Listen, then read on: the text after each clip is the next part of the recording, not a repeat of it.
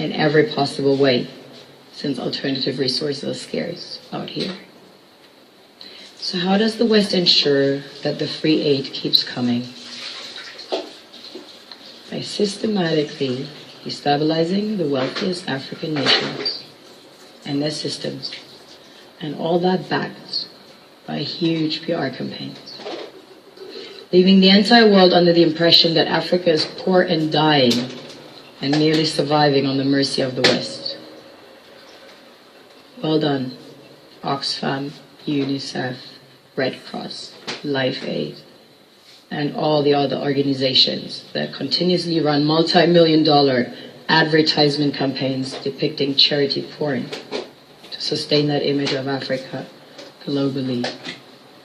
Ad campaigns paid for by innocent people under the impression to help with their donations. While one hand gives under the flashing lights of cameras, the other takes in the shadows.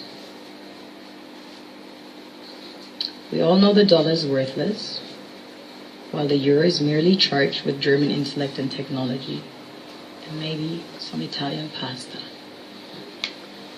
How can one expect donations from nations that have so little? It's super sweet of you to come with your colored paper in exchange for our gold and diamonds. But instead, you should come empty-handed, filled with integrity and honor. We want to share with you our wealth and invite you to share with us. The perception is that a healthy and striving Africa would not disperse its resources as freely and cheaply, which is logical. Of course, it would instead sell its resources at world market prices, which in turn would destabilize and weaken Western economies, established on the post-colonial free meal system. Last year, the IMF reports that 6 out of 10 of the world's fastest growing economies are in Africa, measured by their GDP growth. The French Treasury, for example, is receiving about $500 billion year in, year out. The foreign exchange reserves from African countries based on colonial debt they forced them to pay. Former French President Jacques Chirac stated in an interview recently that we have to be honest and acknowledge that a big part of the money in our banks comes precisely from the exploitation of the African continent. In 2008, he stated that without Africa, France will slide down in the rank of a third world power. This is what happens in the human world, the world we have created. Have you ever wondered how things work in nature?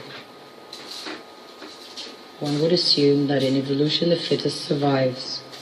However, in nature, any species that is overhunting, overexploiting the resources they depend on as nourishment, natural selection would sooner or later take the predator out because it upsets the balance.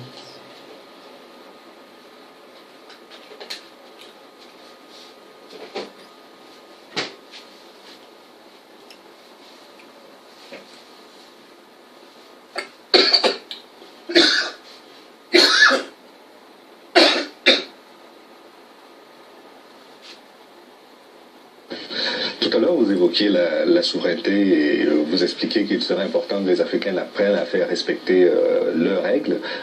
À votre avis, cet arrimage du franc CFA à l'euro, via la Banque de France, c'est un drame. C'est un drame pour l'économie africaine. C'est un drame. Déjà, c'est un drame pour nous.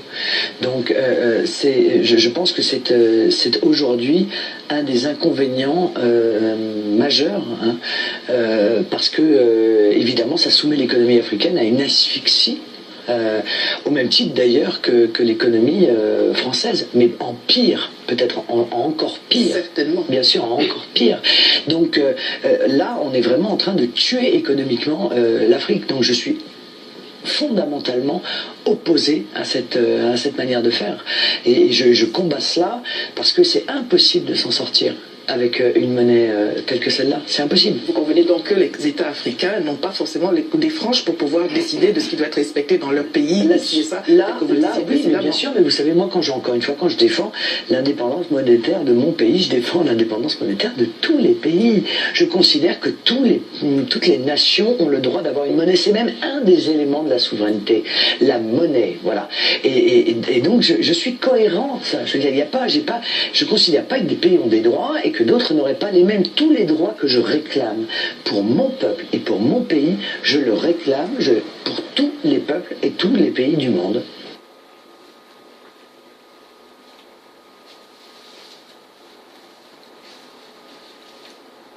On oublie seulement une chose, c'est qu'une grande partie de l'argent qui est dans notre porte-monnaie vient précisément de l'exploitation depuis des siècles de l'Afrique. Pas uniquement, mais beaucoup viennent de l'exploitation de l'Afrique.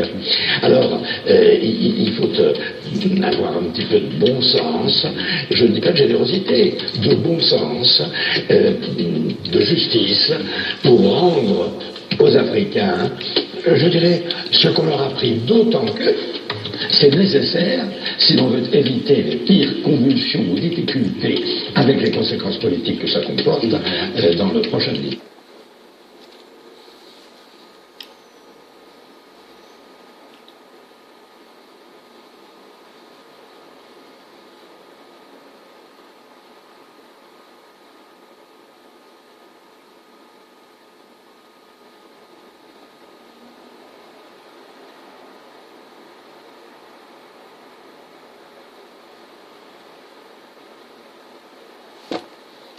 Voilà. Donc, nous avons bien suivi. Et quand vous suivez bien cela, vous comprenez bien. Donc, notre sérieux problème à nous, peuple africain, il ne faut pas qu'on vous trompe. Hein.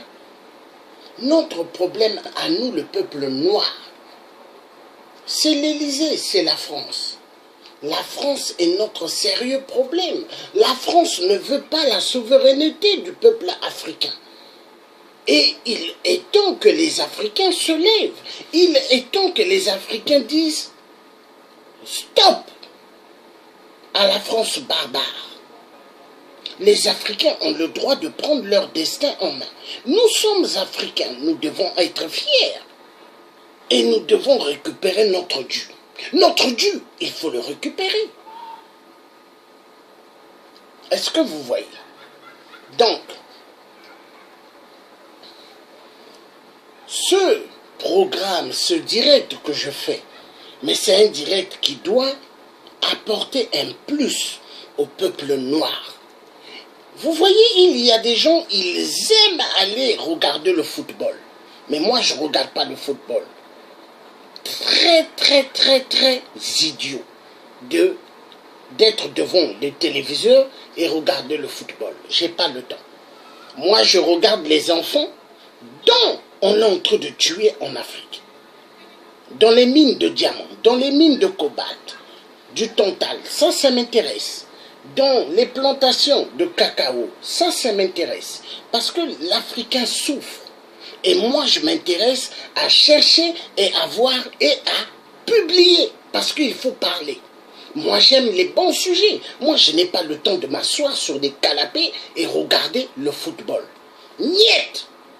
Le football, c'est bien pour les barbares. C'est bien pour les multinationales voleurs des minéraux en Afrique.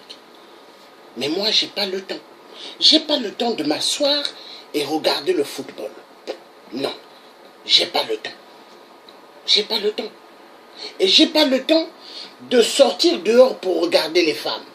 J'ai pas le temps. Parce que déjà, j'ai une femme à la maison. Et ça me suffit. J'ai pas le temps. Est-ce que vous voyez? Très important. Maintenant, on va... Parce que il faut passer dans d'autres, d'autres styles pour voir. Donc,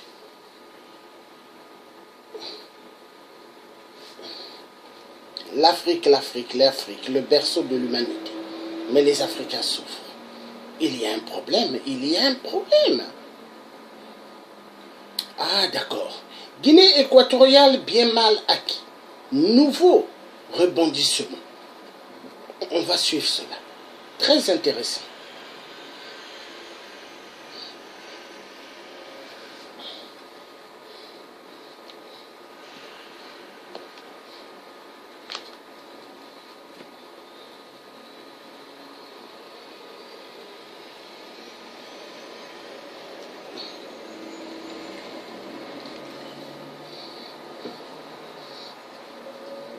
On attend que la vidéo, la publicité passe. Après, je vous mettrai la vidéo. Voilà.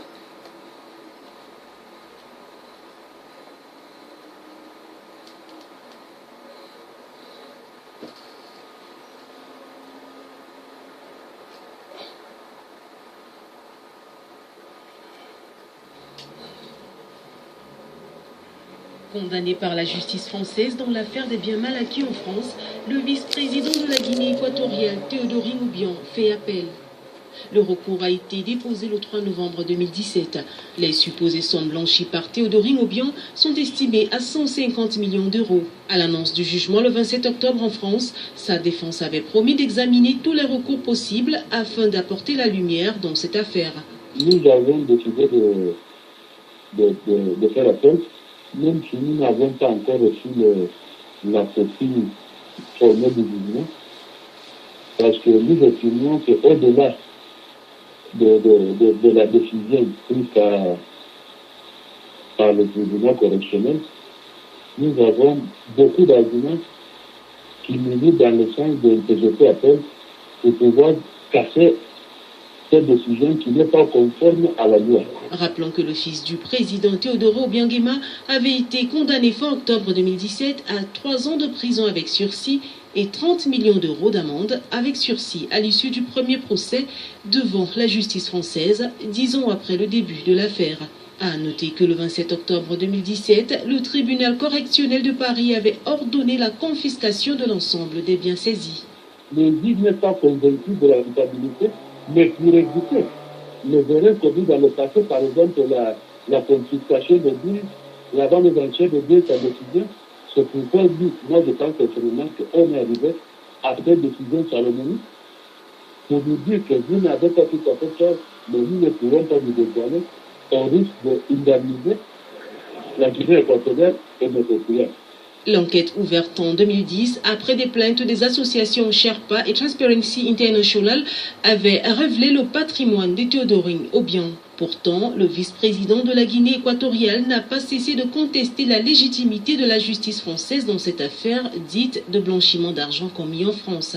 Selon la défense, sans preuve palpable de culpabilité, leurs clients devraient être acquittés, sinon condamnés si les preuves sont avérées. Voilà. Donc vous avez suivi le Théodore, accusé à Paris des biens mal acquis. Et ils ont saisi pas mal de ces biens. Mais qu'est-ce qui fait que Théodore, ils ne mettent pas la main dessus? Les avocats français. Les avocats français sont allés en Afrique parce que l'Afrique est devenue l'aile dorado des avocats français. Donc ils protègent les criminels, ils protègent les dictateurs. Avocat français, avocat blanc, n'est pas fait pour un pauvre en Afrique. Non, non, non, non. Pour un riche. Les riches, c'est qui? Les dictateurs. Les enfants des dictateurs. Mais est-ce qu'ils ont travaillé pour l'argent? Non, ils n'ont pas travaillé, ils ont volé. Ils ont volé. Mon oncle était président au Congo-Brazzaville, Fulbert Youlou. Il n'a jamais volé un centime. Il a créé des entreprises, il a donné du travail aux Congolais. Et maintenant, il y a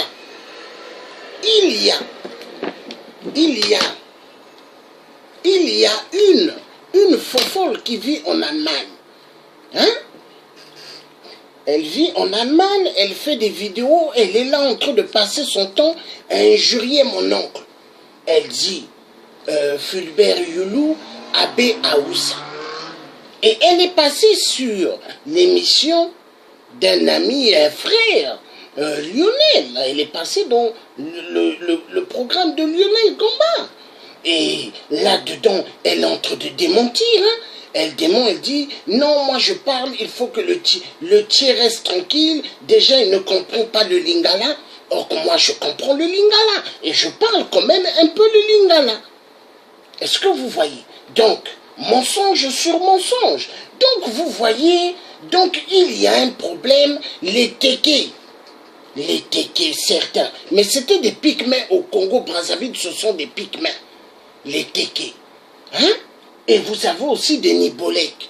Vous voyez? Donc, il y a un sérieux problème. Mais cela, petit à petit, il arrivera où il faut qu'on règle les comptes de ceux qui vont blaguer avec les laris. Parce que maintenant, c'est comme ça. Les laris, on les a trop massacrés. Et par qui? Par 8%. Sassou Nguesso a un abbé Mboshi. Aoussa. Parce que les liens de la famille de Sassou viennent de la Côte d'Ivoire et du Bénin. Est-ce que vous voyez? Mais quant à mon oncle Fulbert Youlou, un vrai Congo des Congos. Parce que les laris, vous les trouvez au Cameroun, au Gabon, un peu partout, éparpillés. Est-ce que vous voyez? Bon, maintenant.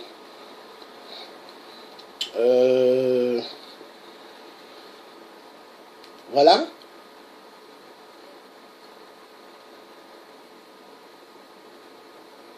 Donc, nous allons suivre ce qu'il a fallu avoir là-bas.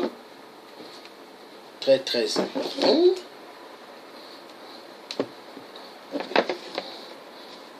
Coup d'État, hein. D'accord. RFI, à mes côtés, Christophe Boisbouvier de Radio France Internationale. Notre invité, le président de Guinée équatoriale, M. Théodoro Obiang Nguema. Merci beaucoup, Monsieur le Président. À la fin du mois de décembre, un commandement armé a été arrêté à la frontière avec le Cameroun. On a affirmé qu'il s'agissait d'un coup d'État contre vous. Certains ont émis des sérieux doutes sur cette théorie. Est-ce que vous pouvez nous dire clairement, a-t-on voulu vous renverser, voire vous tuer à cette occasion? Un groupe de terroristes du Tchad, de nationalité tchadienne et nationalité centrafricaine, notamment Sénéca, qui aujourd'hui arrive à convertir à un groupe terroriste. Un groupe de Soudanais préparé malgré avec certaines personnalités en France. En France. Le problème commençait en France. Le financement vient de certaines personnalités pour recruter les mercenaires dans le pays que je citais, mais c'est lui qui a commencé les actions depuis la frontière tchadienne qui se trouve avec la Guinée équatoriale à peu près plus de 1000 km pour arriver jusqu'à la frontière. Certains groupes avaient passé la frontière clandestinement avec l'implication de certains citoyens de Guinée équatoriale. Et le 13 juillet, pris la décision d'informer le président Biya. On a fait une action conjointe pour commencer à arrêter les mercenaires. C'est comme ça qu'on a échoué l'opération mercenaire, le terroriste. Alors, vous avez parlé de la France. Vous dites que l'action a été déclenchée depuis la France. Qu'est-ce que ça veut dire? Je ne suis en ce moment à la mesure de citer des personnes. Je demande la collaboration du gouvernement français pour faire l'enquête. Les éléments que j'ai en ce moment, c'est que le financement venait de certaines personnalités de la France. Autre piste, celle du Tchad. Le chef présumé du commando, Mahamat Kodo Bami, aurait été membre, il y a 15 ans, de la garde présidentielle tchadienne. Mais le ministre tchadien des Affaires étrangères vous a dit « Nous, les Tchadiens, nous n'y sommes pour rien ». Oui, c'est la réponse des ministres, mais la majorité sont des personnalités connues. Ils devaient savoir pourquoi on a sorti du Tchad. Il a disparu du Tchad pour arriver en Guinée équatoriale. Je crois qu'il doit y avoir une enquête des gouvernements tchadiens pour savoir comment on avait recruté les gens dans leur territoire.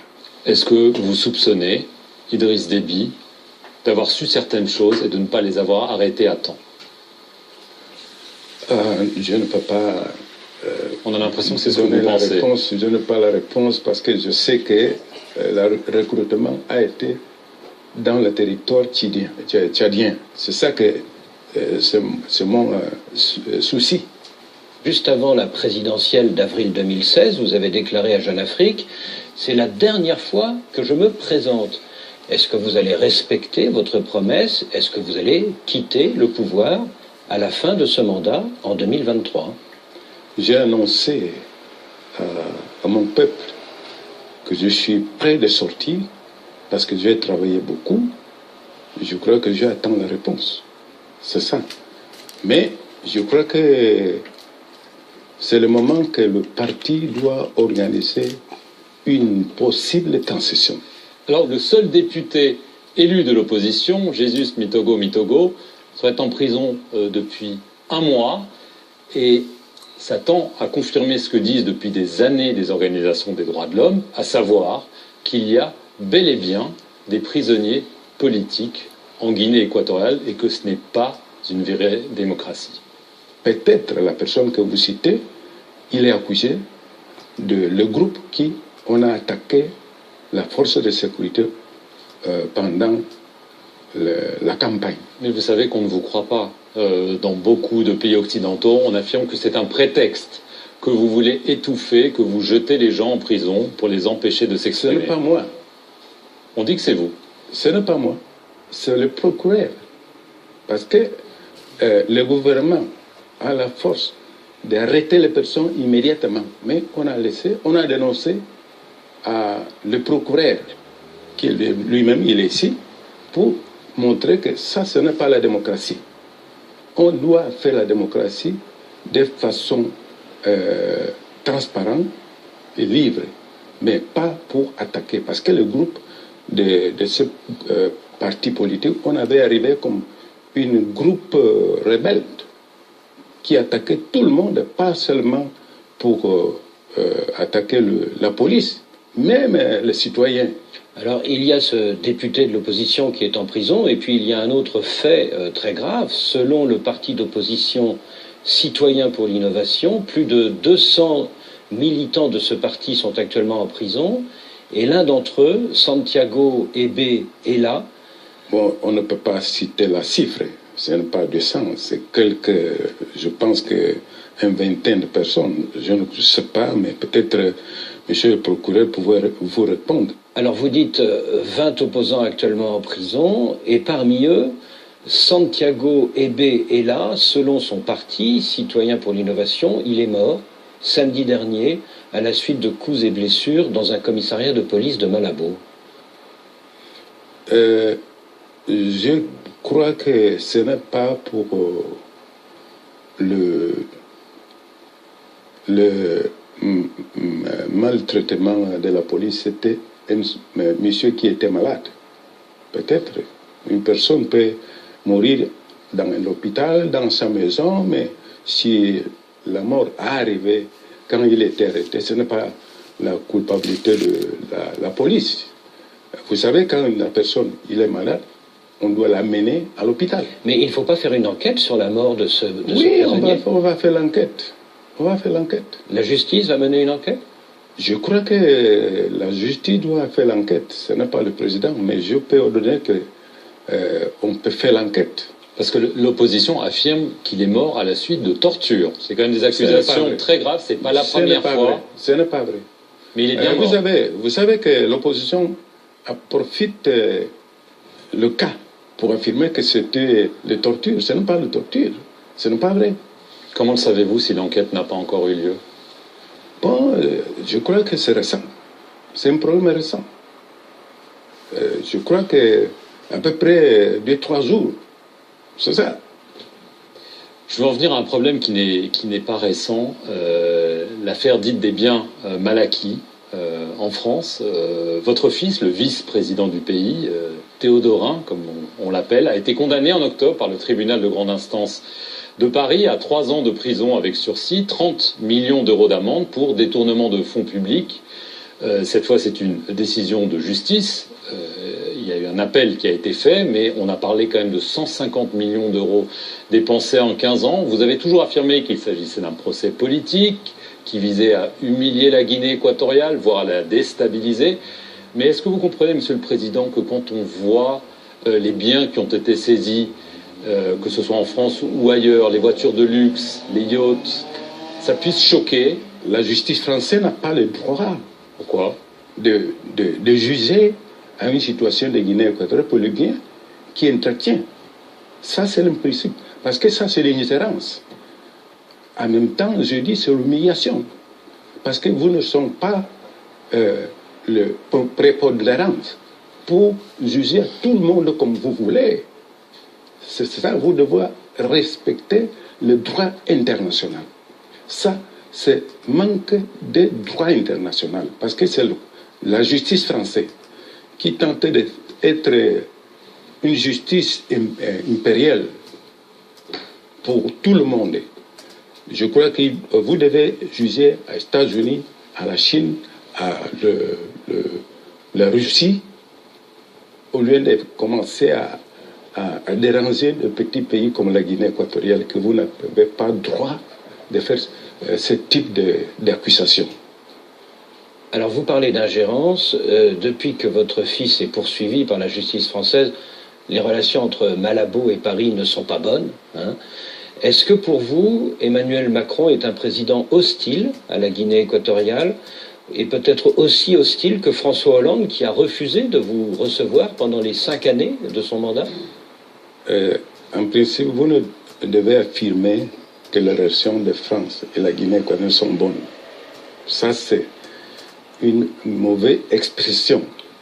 Nous avons de bonnes relations avec la France. Nous travaillons pour entretenir de bonnes relations avec la France. Vous ne pouvez affirmer que Hollande ne voulait pas me recevoir. J'avais 2 ou 3 entretiens avec Hollande. J'avais un entretien... Oui, mais pas à Paris. Mais je ne peux pas aller à Paris s'il n'y a pas d'invitation. Mais j'avais des entretiens. Ce n'est pas un problème. Et aujourd'hui, avec Emmanuel Macron, est-ce que c'est toujours la même relation, un petit peu méfiante, on ne se parle pas trop? Je crois qu'on ne peut pas parler de Macron parce que je n'avais pas l'opportunité de voir quand nous pouvons peut-être avoir un entretien. Mais quand j'aurai besoin d'avoir un entretien, je vais envoyer la demande. Vous vous êtes échangé déjà des messages par écrit? Oui. J'ai envoyé les messages. Macron aussi m'a envoyé les messages. On a fait l'échange des messages. Récemment. Et que vous a-t-il dit? Nous avons des relations. Monsieur le Président, au nom de l'hospitalité, vous avez accueilli, il y a juste 1 an, ici, à Malabo, l'ancien président gambien, Yahya Jammeh. Mais dans son pays, il est accusé de nombreux crimes, de crimes très graves. Alors, au nom de la solidarité africaine, seriez-vous prêt, le jour venu, à le mettre à la disposition d'un tribunal africain, comme cela a déjà été fait pour l'ancien président tchadien, Hissène Habré? Je crois que, premièrement, ce que vous devez féliciter, c'est la décision de la Guinée équatoriale de prendre l'ancien président de Gambie, parce que c'était un moment pour sauver la guerre en ce pays. Parce que la force de CEDEAO, ils voulaient occuper, peut-être aurait une bain de sang pour les citoyens de Gambie. Parce que le président sortant était prêt de combattre, de lutter. Je l'avais parce que c'était une personne que je connaissais. Je parlais avec lui par téléphone, je l'avais dit, mais il faut laisser le pouvoir pour éviter le bain de sang. Alors ça, c'est le passé, c'est il y a 1 an. Mais oui, d'accord, mais s'il y a quelques demandes, Je vais l'analyser avec mes juristes. Et je crois que ce que nous devons faire, il a laissé le pouvoir. C'est fini. Mais poursuivre à une personne qui a pris la décision de laisser le pouvoir serait peut-être une mauvaise conception politique. D'accord. Je veux en venir au président des États-Unis, Donald Trump. Il y a une semaine, il y a eu une réunion au sommet à la Maison-Blanche pour parler d'immigration et le président américain a parlé de pays africains comme de pays, je le cite, de merde. Ça a suscité beaucoup de réactions. On n'a pas entendu la vôtre. J'aimerais bien l'entendre. Je crois que c'est une imprudence. Un chef d'État d'un puissant comme l'Amérique, il ne peut pas exprimer comme ça, parce que le monde, ce n'est pas pour lui. Il faut respecter toutes les races du monde. Ça, c'est une expression discriminatoire. Mais ne me concerne pas parce que je suis noir. Je suis l'orgueil d'être noir. Je n'ai pas de complexe face à un blanc. Il faut respecter toutes les races, dites-vous. Est-ce que Donald Trump... Il faut respecter toutes les races. Est-ce que Donald Trump est raciste? Est-ce que vous avez l'impression... Parce qu'il a exprimé sur le pays où il n'y a plus de noirs. L'Haïti, c'est un pays de noirs. L'Afrique, la majorité des pays sont noirs. C'est ça que exprimer de cette façon, c'est une imprudence, ce que je dis. C'est plus qu'une imprudence. Hein. Beaucoup de chefs d'État africains se sont indignés en affirmant clairement que le président des États-Unis, parce que ce n'est pas le premier épisode, est raciste. Point final. Est-ce que vous dites... C'est ça la vérité. Ce que vous-même a exprimé la vérité. C'est raciste. Monsieur le Président, merci d'avoir reçu France 24 et Radio France Internationale. Merci à vous-même. Merci beaucoup, Monsieur le Président, de nous avoir reçus ici à Malabo, en Guinée équatoriale, pour cette interview exclusive. France 24 et Radio France Internationale. Voilà. Donc le dictateur de la Guinée, pour lui, la Guinée, c'est à lui. Et les opposants, ils arrêtent, ils torturent. Et il y a un qui est décédé. Et après, on lui pose des questions. Il fait ce qu'on appelle la musique blablabla. Parce que les dictateurs ont des avocats français. Français qui ont quitté Paris, des Blancs. Et ils sont en Afrique parce que l'Afrique est l'Eldorado. L'Afrique est égale. France-Afrique, et les avocats se disent, ça c'est notre territoire, pour protéger les dictateurs dont les tribunaux à Paris sont à la chasse. Vous voyez?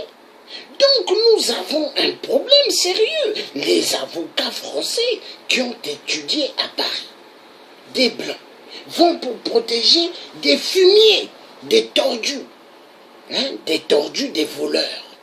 Mais qu'est-ce qu'il faut faire? Vous voyez, la France embête le peuple noir. La France ne veut pas que le peuple africain s'en sorte. Mais est-ce que c'est normal? Est-ce que c'est normal? Le peuple noir a besoin de sortir du gouffre. Est-ce que vous voyez? L'Afrique, il n'y a pas d'eau, il n'y a pas d'électricité, il n'y a pas de bancs, il n'y a pas de maisons pour les pauvres. Les pauvres vivent dans des maisons en tôle, en planche, au XXIe siècle. Ça fait mal. Les Africains devront vivre dans des maisons bien faites en briques, parce que l'Afrique, il y a trop de richesses en Afrique.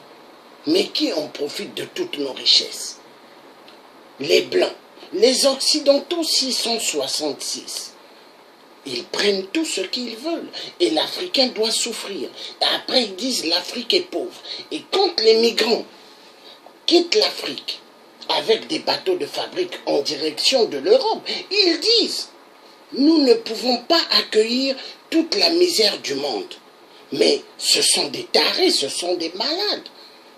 l'Africain, il vient immigrer en Europe parce qu'il veut récupérer ce que l'homme blanc a volé. Une moitié. Une moitié. Mais c'est bien normal. C'est bien normal. Est-ce que moi, le tiers africain, je peux rentrer dans le magasin Apple et soulever les tablettes et sortir avec? Non, il faut que je passe à la caisse. Voilà. Mais qu'est-ce qui se passe avec l'Afrique? Les dictateurs volent. Les dictateurs envoient tout en France. Les dictateurs envoient tout aux States. Les dictateurs envoient tout au Canada. Pas d'hôpitaux pour les Africains, pas des écoles pour les Africains, rien du tout. Parce qu'en Afrique, les Africains meurent. Manque de Nivaquine, manque d'aspirine. Et surtout, manque d'eau potable. Au XXIe siècle, pas d'eau. C'est quand même aberrant. Ça fait mal. Est-ce que vous voyez? Ça fait mal, hein? Donc, le tiers africain va finir. On va passer sur un truc pour que je puisse finir ce direct. On va passer, on va faire un truc. Hein? On va faire un truc. Regardez au XXIe siècle. Attendez, attendez, attendez. Voilà. Voyez au XXIe siècle. Regardez. Est-ce qu'en Europe ou aux États-Unis, ils ont ce système pour avoir l'eau? Regardez. Est-ce qu'ils ont ça? Non. Mais vous voyez l'Afrique? Il y a un problème. Il y a un problème. Et là, c'est dans quel pays? Guinée équatoriale, chez Obiang. Vous voyez, il y a beaucoup de pétrole, hein, mais les gens sont obligés, hein, d'appuyer. C'est comme si ils doivent conduire pour avoir de l'eau. Mais c'est grave ça. Or qu'en Europe, vous tournez le robinet et l'eau sort. Aux États-Unis et ailleurs. Mais pourquoi? Pourquoi l'Afrique, il y a problème d'eau? Pourquoi? Pourquoi? Parce que la France dit, ne donnez pas d'eau au peuple africain. Laissez le peuple africain crever. La vérité doit être dite. Eh oui. Eh oui. Regardez, regardez, regardez. Regardez ce grand voleur. Ce grand voleur, il se dit que, après papa, c'est moi. Vous voyez? Hein? Le fils.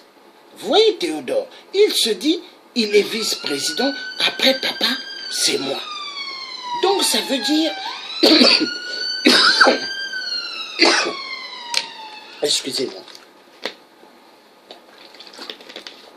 Ça veut dire donc, la Guinée équatoriale, ils veulent faire de la Guinée équatoriale, hein, un royaume. Un royaume. C'est comme au Congo-Brazza chez moi. Ils veulent faire du Congo un royaume. Mais le peuple africain, est-ce qu'ils vont accepter? Non. Le peuple africain ne veut plus. Ils ne veulent plus se faire écraser. On en a marre. On en a marre. Oui, oui, oui, oui. À qui le tour? À qui le tour pour pouvoir tomber? Ah, mais ça peut arriver à n'importe qui. Coup d'État, il dégage. Parce que l'Afrique, on a besoin maintenant de faire ce qu'on appelle le nettoyage. On n'a plus besoin des dictateurs. Les dictateurs, ils doivent dégager la piste. Le peuple doit bien vivre. Hein? Hein? Ils doivent bien vivre. Donc, on va passer sur autre chose. Donc,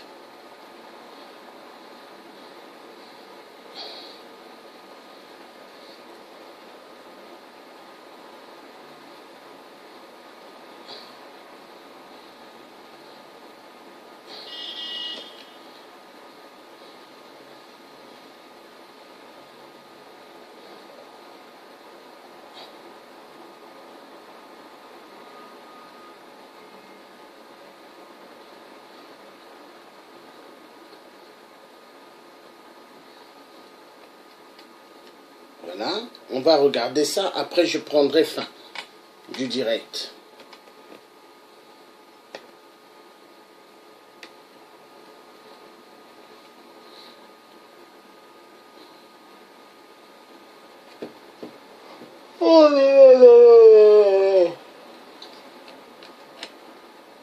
Voilà, voilà, voilà. Les prix du brut s'effondrent sur le marché international. Les pays africains multiplient des investissements dans des forages pétroliers. Mais comment comprendre ce paradoxe? Élément de réponse avec Jean-David Mihamlet et Michael Dibi. Question récurrente, pourquoi les entreprises pétrolières continuent d'investir dans de nouveaux forages en Afrique alors que les cours du brut sont au plus bas? Angola, Sénégal, Kenya et tout récemment Congo, avec l'exploitation de Moro Nord, les investissements se poursuivent et les autorités semblent s'en féliciter.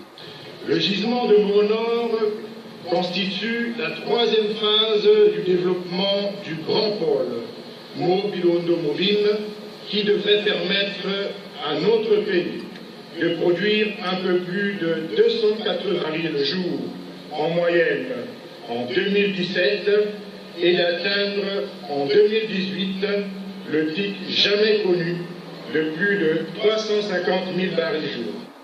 Le Kenya et tout récemment le Sénégal feront bientôt leur entrée dans le club des producteurs africains de pétrole, tout comme au Congo. C'est Total, l'adjudicataire de l'exploitation, qui se satisfait. Nous sommes engagés à des travaux significatifs et en fonction du nombre de puits que nous ferons, cela se chiffrera autour environ de 100 millions de dollars pour pouvoir faire des travaux à la fois d'études sismiques qu'on commence, puis après aller forer. Et puis si c'est un succès, eh bien, on fera plusieurs puits, donc l'investissement pourra se chiffrer à plusieurs centaines de millions de dollars. Toujours est-il que l'OPEP tente de limiter la production du brut pour susciter une remontée des cours au plus bas.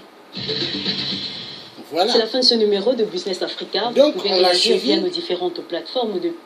En Afrique, ils étaient en train de se poser la question pourquoi il y a plusieurs chutes de pétrole, des prix des barils, et pourquoi il y a toujours d'investissements pour de nouveaux puits de barils de pétrole. C'est parce que les dictateurs ont besoin toujours de faire la mafia.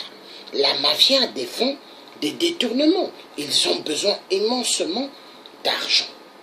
Est-ce que vous voyez? Parce que il faut payer les avocats blancs qui ont quitté Paris. Ces avocats blancs sont là, en Afrique, pour protéger les dictateurs. Et il faut les payer. Alors, les dictateurs, ils ont besoin, même si le prix de baril a chuté, mais ils ont besoin qu'il y ait d'autres forages de pétrole. Parce que, au fait, vous voyez l'habit que j'ai mis là, l'habit que j'ai là, c'est vrai, il y a le coton, mais tout n'est pas le coton. Vous avez, le reste, c'est les déchets du pétrole. Est-ce que vous voyez? Donc, les vêtements, les blousons en cuir, pas mal de vêtements, il y a les déchets du pétrole. Est-ce que vous voyez? Donc, eux, ils savent que le pétrole sera toujours un truc qui doit être dans le système. Est-ce que vous voyez? Voilà pourquoi, malgré le prix du pétrole a chuté d'une manière très basse, mais eux, ils ont besoin du fric. Merci beaucoup d'avoir suivi ce direct. Ce direct était un direct pour pouvoir ouvrir les yeux du peuple noir. Parce qu'il est temps que les Africains sortent de l'imbécilité. Il est temps que les Africains comprennent que l'Afrique est riche. L'Afrique n'est pas pauvre. Mais est-ce que les Africains vraiment aimeraient vraiment rentrer en Afrique? Je ne pense pas. Pas mal, eux, ils se disent que l'Europe c'est bien. Ils se disent que l'Europe c'est bien. Ils se disent que les pays des Occidentaux, magnifiques. Mais au fait, l'Afrique est mieux. Écoutez-moi bien, l'Afrique elle est mieux. Oui. On est mieux chez nous en Afrique qu'en Europe. Donc nous allons écouter un morceau pour faire bye bye. Un morceau pour se dire bye bye. Voilà. Donc, on se verra donc. On va écouter Kerry James. Lettre à la République. À tous ces racistes à la tolérance hypocrite qui ont bâti leur nation sur le sang. Maintenant c'est riche en donneurs de leçons, pilleurs de richesses, tueurs d'Africains, colonisateurs, tortionnaires d'Algériens. Ce passé colonial, c'est le vôtre. C'est vous qui avez choisi de lier votre histoire à la nôtre. Maintenant vous devez assumer, l'odeur du sang vous poursuit même si vous vous parfumez. Nous les Arabes et les Noirs. Merci beaucoup d'avoir suivi ce direct. Bye bye, vous étiez en direct avec le Dieu africain. Grâce à elle, vous vous êtes gavé jusqu'à l'indigestion. Je crois que la France n'a jamais fait la charité. Les immigrés, ce n'est que la main d'œuvre bon marché. Gardez pour vous votre illusion républicaine de la douce France bafouée par l'immigration africaine. Demandez aux tirailleurs sénégalais et aux harkis qui a profité de qui. La République n'est innocente que dans vos songes. Et vous n'avez les mains blanches que dans vos mensonges. Nous les Arabes et les Noirs, on n'est pas là par hasard. Tout arrivé à son départ. Mais pensiez-vous qu'avec le temps, les nègres mutrés finiraient par devenir blancs? Mais la nature humaine a balayé vos projets. On ne s'intègre pas dans le rejet. On ne s'intègre pas dans les ghettos français parqués. Entre immigrés, faut être censé. Comment pointer du doigt le repli communautaire? Vous avez initié depuis les bidonvilles de Nanterre. Péron, les pompiers, votre mémoire est sélective. On n'est pas venus en paix. Votre histoire est agressive. Ici, on est mieux que là-bas. On le sait parce que décoloniser pour vous, c'est déstabiliser. Et plus j'observe l'histoire, moi je me sens redevable. Je sais ce que c'est que d'être noir depuis l'époque du cartable. Mais je ne sors pas un crash, je n'ai pas envie de vous dire merci. Parce qu'au fond, ce que j'ai ici, je l'ai conquis. J'ai grandi à Orly, dans les favelas de France. J'ai fleuri dans les maquis, je suis en guerre depuis mon enfance. Narcotrafic, braquage, violence, crime. Que font mes frères si ce n'est des sous comme dans Claire Stream qui peut leur faire la leçon? Vous, abuseurs de biens sociaux, détourneurs de fonds, de vrais faux costards, des hypocrites. Est-ce que les Français ont les dirigeants qu'ils méritent? Au cœur des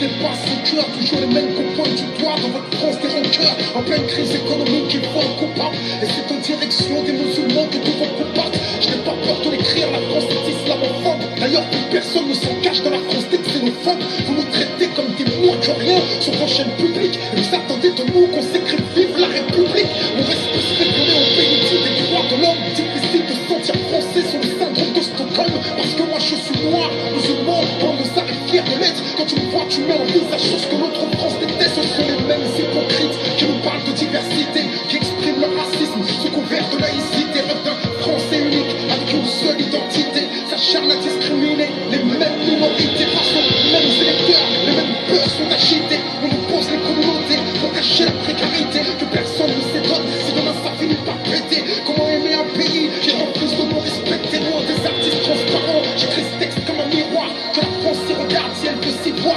Elle verra s'envoler l'illusion qu'elle se veut d'elle-même. Je suis pas en manque d'affection, comprends que je n'attends plus qu'elle-même.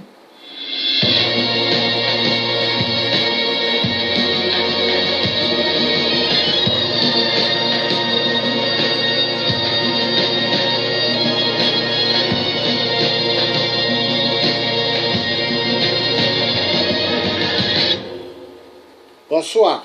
Passez une excellente bonne soirée. Bye bye.